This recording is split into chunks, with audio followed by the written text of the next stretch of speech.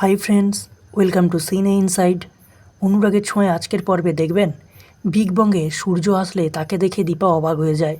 দীপা বলে, আপনাকে কে কল করলো? তবলা বলে, আমি করেছি। দীপা বলে, বেশি মায়ায় জড়াবেন না ডাক্তারবাবু, আপনার আর আমার সম্পর্কের মেয়াদ আর মাত্র কিছুদিন।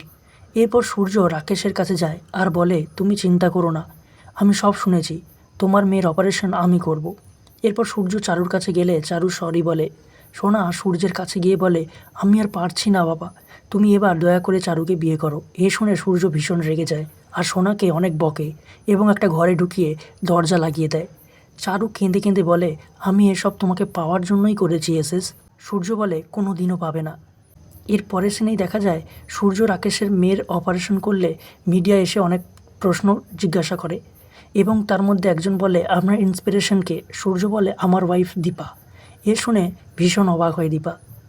তাহলে কি হতে চলেছে বন্ধুরা? সূর্য দীপার জীবন কি আবার নতুন করে মিলন হতে চলেছে? জানতে দেখুন অনুরাগের ছোঁয়া। আর ভালো লাগলে আমাদের চ্যানেলটিকে সাবস্ক্রাইব করে পাশে থাকবেন। ধন্যবাদ।